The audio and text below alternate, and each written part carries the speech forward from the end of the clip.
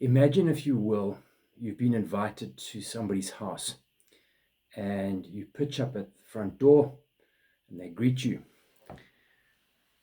The guy stretches out his hand and to shake it, and you shake it, and immediately something's a little bit off.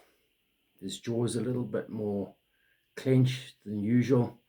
There's no warmth in his face. You go in there and you're going to have a chat and a cup of coffee, and he seemed a little bit distracted, and he's pacing around the house, still sort of doing stuff. And you watch him out the corner of your eye, and he's pacing around and his jaw is clenched, and you realize that something is bothering him. And it's like he's not present. But he talks a little bit and he's busy before he can come and sit down. And you just know, no, you feel this tension, and you observe his body language, and you can see he's very, very tense. He's very worked up. Something has triggered him. And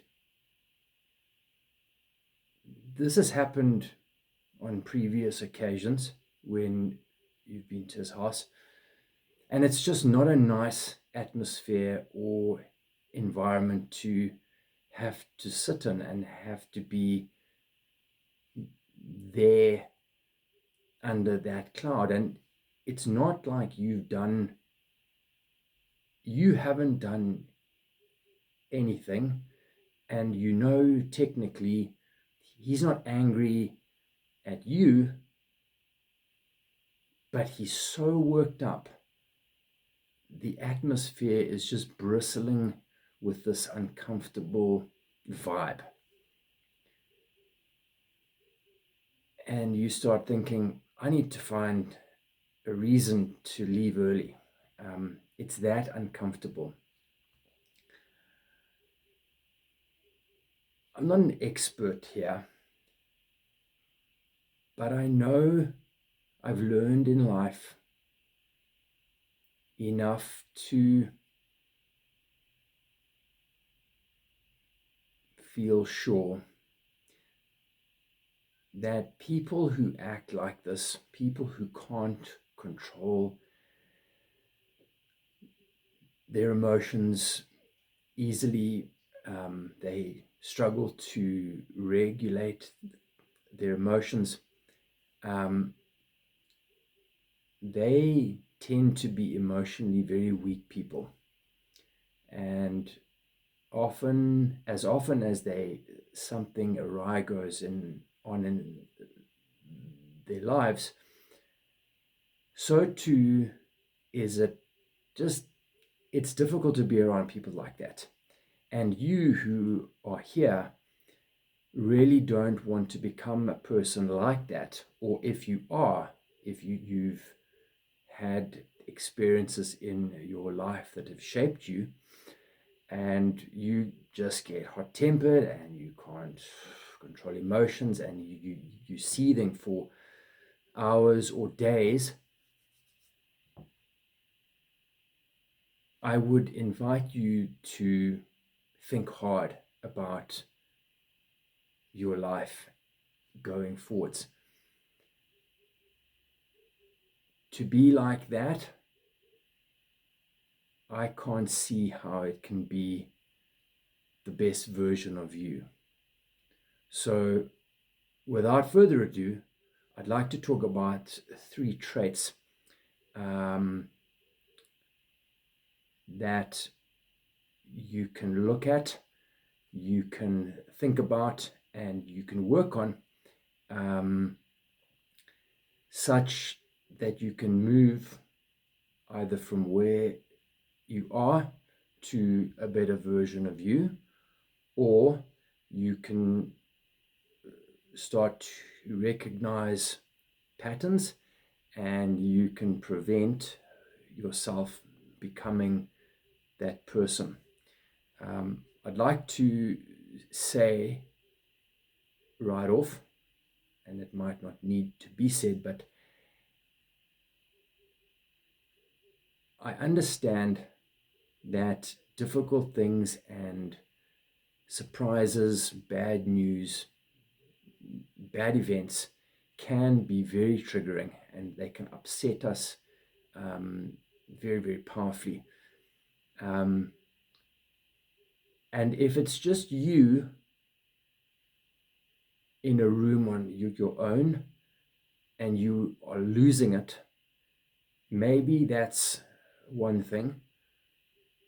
And that's fine. It's not ideal, but at least there are not people around you who are having to endure your emotional weakness. So, first thing, emotional intelligence. Emotional intelligence. If you can't name what you're feeling when something goes wrong, your emotions will control your behavior. And that is pretty self-explanatory. If you can't just pause for a moment and say, hang on a minute, what's just happened? Why am I feeling this? You are just going to go on and on and on, and those emotions are going to control you. Emotional intelligence is not about being emotional. It's about understanding what's happening inside you so you can respond well instead of being totally reactive. Most people around you are not expecting you to have a perfect life and to be perfect. They want honesty and presence, and somebody who knows themselves well enough that they can take control of how they behave and how they react when something upsetting happens. So when you feel frustrated or anxious or hurt, try as best as you can to pause and ask yourself, what am I actually feeling right now? And as you start to practice that and exercise it, it becomes easier to do. And that begins a positive change for you. Number 2, emotional regulation. I just have to move this, pardon me. Being calm under pressure is one of the strongest qualities a man can develop. I am very fortunate in that I had about 50 years to watch my dad, who grew up in quite a difficult home life. Fortunately, and kudos to him, at a fairly young age, as a young man, he became aware that if he didn't do something drastic, he would follow in the footsteps and pattern of his parents. And he learned to get very, very calm when difficult things or bad things happened. And over his lifetime, I saw him face many, many crises. Some of them were so difficult, and some of them were absolutely frightening. But he had a way of being able to exude calmness under incredible pressure. And when people are looking to you as a man for the answer or for help or for direction, you don't want to be reacting according to how you feel. And if you are losing it, you are not going to help those around you. I promise. To learn the art of staying calm under pressure is an incredibly valuable skill to develop. Emotional regulation, it doesn't mean suppressing emotions. It means creating enough space between what you feel and how you respond. In every disagreement, argument, your emotional state will set the tone. And especially in business, in marriage, there's a much better chance that you can ring fence and contain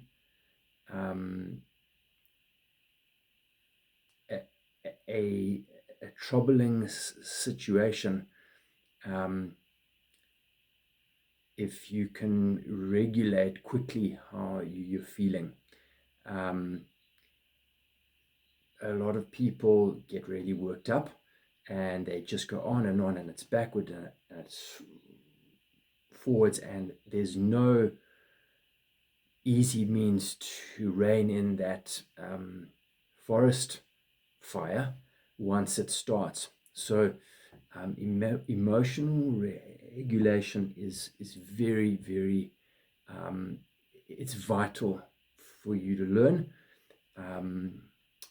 as you embark upon good change and building and personal growth. Real strength isn't dominance, it's steadiness. On to our third one is emotional strength is actually built. Nobody appears to be born emotionally strong. It's something that you have to build with practice and exercise. It's just like going to gym. Start with a few small habits. If you have a bad day or if something flips your lid, try to do some journaling. That's often a good way to bring things out, express things. You put it into writing and you can process it a lot better.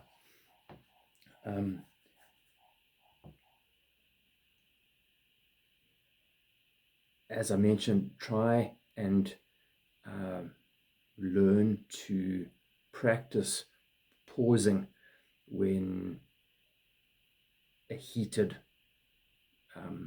argument starts to bubble up. Even just a few seconds pause, a couple of deep breaths is a way to start establishing that habit of holding yourself in check. Like all things, the goal is not to expect perfection, but it's just to make small, consistent progress on a regular basis. And the more responsibility that you take for your emotional growth, the more effort you invest, the stronger that your relationships are going to become. Emotional strength isn't about being soft or pliable. It's about being solid and steadfast. It's about becoming someone others can start to trust because you are steady and you are self aware and you are in control. Remember, calm is power. Thanks very much, and I look forward to seeing you in the next one.